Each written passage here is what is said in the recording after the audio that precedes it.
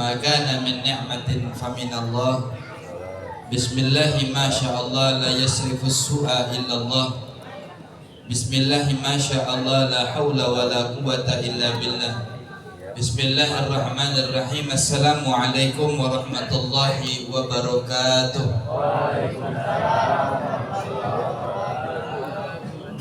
Alhamdulillah wassalatu wassalamu ala rasulillah sayyidina wa maulana Muhammad ibni Abdillah wa ala alihi wa ashabihi wa man wala.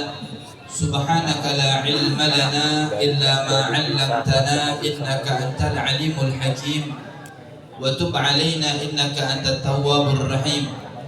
Allahumma rzuqna fahman nabiyyin wa hifdzal mursalin wa ilhamal malaikatil muqarrabin. Allahumma aghnina bil ilmi wa zayyinna bil hilmi wa akrimna bit taqwa wa jammilna bil afiyah. Ya arhamar rahimin, ya arhamar rahimin. Amma ba'du. Hadratil muhtaramin li jami'il ulama wal qiyahiyat wal asatidah alladhina hadaru fi hadzal makan al mubarak. Asallahu an yaj'alana wa iyyakum minal faizina fid darain fid dunya wal akhirah. Amin ya rabbal alamin. Yang saya hormati segenap para alimil ulama yang hadir di kesempatan daripada pagi hari yang penuh barokah dan bahagia ini. Alhamdulillah, banyak sekali para guru-guru, para asatid, para kiai yang hadir di kesempatan pagi hari yang penuh bahagia ini. Dan begitu juga kita dihadiri bersama-sama oleh Bapak Lurah kita,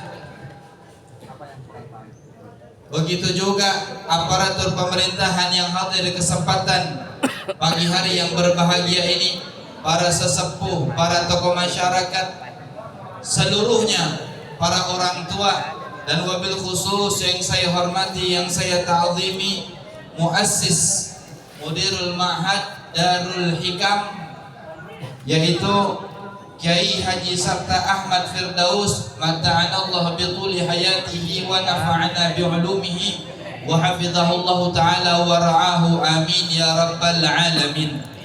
Mohon maaf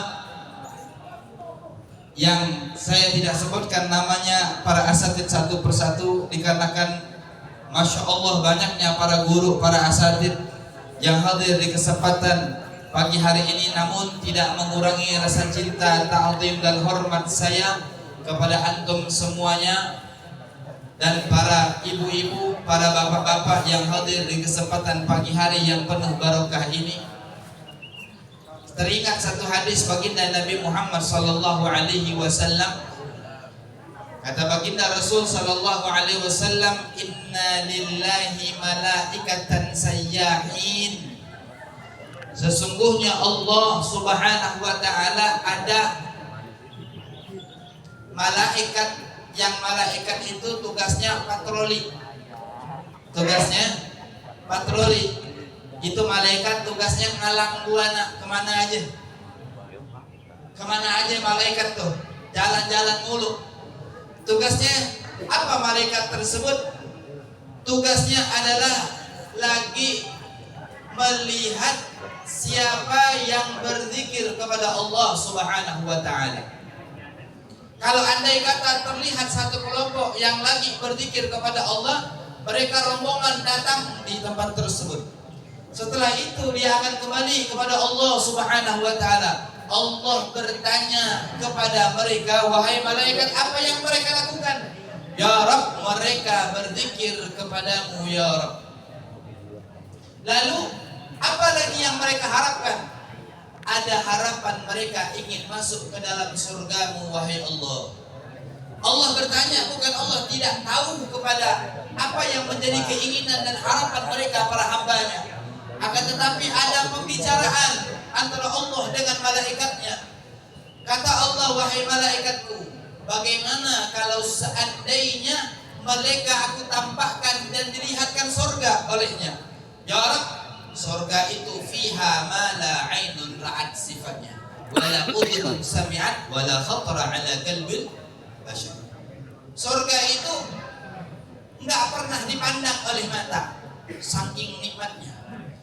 Mata ini kadang-kadang terobatin dengan pemandangan pergunungan, dengan melihat laut. Betul Pak? Terobatin itu mata. Tapi surganya Allah Subhanahu wa ta'ala berjuta-juta kali lipat keindahannya sampai tidak pernah dipandang oleh mata kita. Wala udhun sami'at, indahnya yang ada dalam surga itu tidak pernah terdengar oleh telinga kita. Wala khatara ala qalbil bashar, bahkan tidak pernah terlintas begitu indahnya surga, tidak pernah tergambarkan, tidak pernah terbayangkan di dalam hati kita. Lalu kalau Allah tampakkan kepada mereka, apa kata Allah Subhanahu wa ta'ala kepada para malaikatnya? Ya Rabb, kalau seandainya Engkau tampakkan surga kepada mereka, maka mereka asyaddu hubban, akan bertambah kecintaannya, akan bertambah semangatnya, akan bertambah zikirnya, akan semakin kuat ibadahnya, bertambah ta'alluq kedekatan dia kepada Engkau wahai Allah. Lalu yang kedua, adakah yang mereka khawatirkan?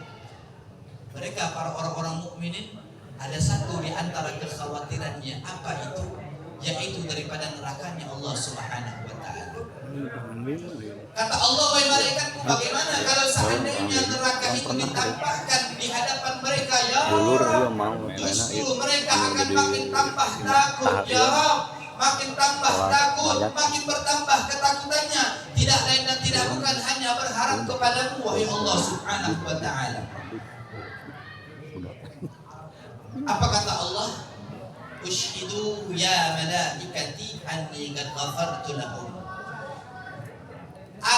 Saksikanlah wahai para malaikatku bahwasanya aku telah ampuni daripada dosa-dosa mereka. Mudah-mudahan kita tergolong daripada yang mendapatkan patrolinya para malaikat dan lalu dapat laporan daripada malaikat Allah Subhanahu wa ta'ala. Amin ya rabbal alamin. Yang lebih ajibnya lagi, yang lebih cakepnya lagi, Allah bertanya, malaikat ada lapor kepada Allah Subhanahu wa ta'ala. Ya Rabb, ada yang mereka datang tujuannya bukan buat baca wirdul latif. Ada mereka datang tujuannya bukan pengen baca doa fajar, bukan ingin zikir bareng sama DSL, kepengen ketemu sama Pak Lurah, Bapak Lurah Gali. Mungkin ada tujuan kayaknya begitu. Atau di rumahnya kopi lagi habis, karena JSL selalu ada kopi, insya Allah aman. Akhirnya didatang JSL suruh, ya. Atau kepengen ketemu sama mudirul ma'had. Apa kata Allah Subhanahu wa ta'ala? Humul gum la yashqa bihim jalisuhum, kama qala Nabi sallallahu alaihi wasallam. Mereka adalah sekelompok kaum yang mereka tidak akan pernah sengsara apabila kumpul dan duduk bersama mereka semuanya. Duduk sama ahli zikir, duduk sama ahli tasbih, duduk sama ahli istighfar, insya Allah kita tidak akan pernah sengsara. Illa haffat alaihimul malaika wa nazalat alaihimus sakinah wa ghasyat alaihimur rahmah. Perkumpulan tersebut akan dikerumunin oleh para malaikatnya Allah, akan diturunkan ketenangan, akan diguyurkan hujan rahmat oleh Allah Subhanahu wa ta'ala. Amin ya rabbal alamin. Para ikhwanul muslimin, para bapak-bapak yang saya hormati dan begitu juga para ibu-ibu, alhamdulillah di kesempatan pagi hari ini saya sebelumnya didatangin oleh tim panitia, ditanya, Habib kalau mau ceramah judulnya apa? Sampai dari dulu sampai sekarang saya kalau ditanya judul ceramah apa tuh bingung. Kayak mungkin apa yang menjadi PR saya ini mungkin sama juga PR para asatidz, bingung mau cari judulnya itu apa kalau ceramah. Jadi kalau kepengen ceramah asal keluar aja, yang penting kita mutalaah sebelum duduk di majlis ataupun sebelum duduk di masjid, yang penting mutalaah. Apa yang bisa kita sampaikan, ya walaupun satu ayat, balighu anni walau ayat, ya kan? Sampaikan walau satu ayat gitu. Sampaikan. Kalau nisabnya harta ada nisabnya, maka kalau ilmu nisabnya satu ayat kita tahu, sampaikan. Itu nisabnya ilmu. Balighu anni walau ayat. 4 hari lagi atau 5 hari lagi kita akan masuk bulan yang dimana di antara bulan-bulan Ashhurul Hurum, bulan yang dimuliakan oleh Allah Subhanahu wa ta'ala. sebagaimana yang termaktub di dalam kalam Allah, inna iddatasy syuhur indallahi 12 syahran. Ada 12 bulan yang termaktub. Di antaranya adalah 5 hari lagi atau 4 hari lagi kita akan masuk pada bulan tersebut. Bulan apa itu? Namanya adalah bulan Dzulhijjah. Bulan yang dimuliakan oleh Allah Subhanahu wa taala. Kalau seandainya bulan Ramadan ada titik keutamaan dan kemuliaannya berada di 10 terakhir daripada bulan Ramadan, makanya kadang-kadang kita kalau ketemu di kota wisata ataupun beberapa masjid ramai kalau subuhnya pada iktikaf. Benar nggak Pak? Iktikaf 10 terakhir bulan Ramadan, 10 malam bulan Ramadan. Maka keluar daripada bulan Ramadan setelah itu ada 10 hari yang tidak kalah besar kemuliaannya daripada hari pertama sampai 10 bulan Dzulhijjah, 10 pertama. Sayyidina Anas, Sayyidina Ibnu Abbas radhiyallahu taala anhuma, qala Rasulullah sallallahu alaihi wasallam, ini hadis diriwayatkan oleh Sayyidina Ibnu Abbas. Beliau mengatakan ma min ayyamin fiha al-amalu salih ahab ila Allah min hadhihi al-ayyam. Tidaklah daripada ada beberapa hari yang seseorang itu melakukan amal soleh lebih dicintai oleh Allah Subhanahu wa taala min hadhihi al-ayyam, daripada beberapa hari ini. Yang dimaksudkan yakni adalah al-ashr min Dzulhijjah, awal al-ashr min Dzulhijjah. Yang dimaksudkan adalah 10 hari pertama daripada bulan Dzulhijjah. Sahabat Nabi bertanya kepada Rasulullah, "Ya Rasulullah, wala jihad fi sabilillah?" Apakah juga tidak termasuk besar jihad di jalan Allah Subhanahu wa taala? Kata Rasulullah, wala jihad fi sabilillah. Begitu juga tidak termasuk, tidak bisa menandingi jihad fi sabilillah orang yang melakukan amal soleh di 10 hari pertama di bulan Dzulhijjah ini. 20 ya. Sampai orang yang melakukan jihad fi sabilillah levelnya masih di bawah dengan orang yang melakukan amal soleh di bulan pertama 10 daripada Dzulhijjah. Illa rajulun kharaja bi nafsihi wa malihi walam yarji bi syai'in, kecuali ada seseorang yang keluar daripada rumahnya, keluar dari tempatnya, yang dia keluar dengan jiwanya, dengan hartanya, walau dia tidak kembali sama sekali dengan sesuatu apapun. Artinya dirinya mati di medan peperangan dan begitu juga hartanya nggak kembali ke rumah. Jadi level jihad itu ada banyak. Ada yang level jihad yang berjuang dengan dirinya, begitu juga dengan hartanya. Ada yang berjuang dengan dirinya. Ada yang dirinya tidak ikut berjuang, namun hartanya nyampe.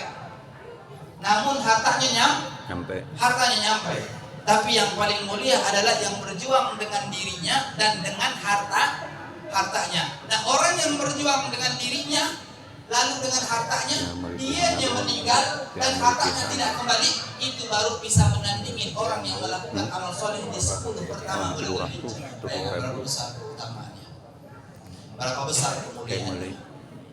Begitu. Ada satu sahabat anak muda. Kalau ada kata udah kelihatan hilalnya Dzulhijjah, fa asbaha sha'iman, pagi-pagi dia udah dalam keadaan berpuasa. Kalau bahasa kita nih, ada orang yang fudul dengan keadaan dia, dengan hidup dia. Fudul itu pertama apa? Kepo. Bahasanya kepo dengan hidupnya dia. Akhirnya datang ke Nabi Muhammad, melapor. Ini hadis yang diceritakan oleh Sayyidah Aisyah radhiyallahu taala anha. Melapor kepada Nabi Muhammad sallallahu alaihi wasallam tentang keadaan orang tersebut. Akhirnya kata Rasulullah, panggil itu pemuda, datang ke sini. Kasih saya laporan. Kenapa kamu setiap awal daripada Dzulhijjah itu berpuasa? Ya Rasulullah, ini adalah bulan-bulan yang mulia wahai Rasulullah. Ini bulan amal-amal ibadah wahai Rasulullah. Dan bulan ini juga adalah ayyamul hajj, orang melaksanakan haji ke Baitullah. Dan aku kepengen, aku berharap, aku menjadi orang yang ikut masuk di dalam bagian doa-doa mereka. Wahai Nabi Muhammad SAW, apa kata Rasulullah SAW? Apa yang engkau lakukan? Bagimu adalah 1000 onta, 100 onta, dan 100 kuda, dan 100 daripada kuda yang engkau berikan di jalan Allah Subhanahu wa ta'ala. Satu budak dikatakan siapa orang yang membebaskan satu budak, maka Allah Subhanahu wa ta'ala akan melepaskan seluruh jawarihnya, anggota tubuhnya, tidak disentuh daripada api nerakanya Allah Subhanahu wa ta'ala. Bagaimana 2 budak? Bagaimana kalanya 3 budak? Bagaimana 100 budak? Lalu bagaimana ditambah lagi 100 onta, ditambah lagi 100 kuda yang siap disedekahkan, diberikan di jalan Allah Subhanahu wa ta'ala. Lalu bagaimana jadinya orang yang bibirnya kering, artinya berpuasa di bulan Dzulhijjah, di bulan Dzulhijjah. Nah, jadi kalau andai kata nanti ada yang mau melakukan amal puasa di bulan Dzulhijjah, mulai daripada tanggal 1 Dzulhijjah sampai 9 Dzulhijjah, silakan berpuasa. Tapi dari 1 sampai 9 tersebut ada lagi yang lebih afdolnya. Apa itu? Di 9 Dzulhijjah. 9 Dzulhijjah itu adalah Yaumul Arafah, hari Arafah. Kalau 10 Dzulhijjah namanya Yaumun Nahri. Kalau 11, 12, 13 namanya Ayyamut Tasyrik. Nah, ini adalah kita dianjurkan untuk menghidupkan amal di dalam bulan Dzulhijjah tersebut, meningkatkan lagi kualitasnya. Ada sebagian dalam hadis mengatakan perbanyak tasbih kita, perbanyak zikir kita, perbanyak tahlil kita, subhanallah walhamdulillah wala ilaha illallah wallahu akbar. Tidak lain dan tidak bukan adalah Nabi Muhammad SAW ingin mengajarkan kepada kita untuk apa? Menjadi orang yang bersyukur kepada Allah Subhanahu wa ta'ala, menjadi orang-orang yang betul-betul bersyukur kepada Allah Subhanahu wa ta'ala. Dikatakan di dalam kitab Fawaidul Mukhtara yang disusun oleh Al-Habib Ali Zainal Abidin Ibni Abu Hasan Baharun, syukur itu terbagi menjadi 3. Amma syukru bil qalbi, yang pertama syukur dengan hati ataupun syukur batin. Syukur batin itu adalah al-ilmu wal i'tiraf, mengetahui dan mengakui bahwasanya seluruh nikmat itu datang dari Allah Subhanahu wa ta'ala tanpa terkecuali. Seluruh nikmat datang daripada Allah Subhanahu wa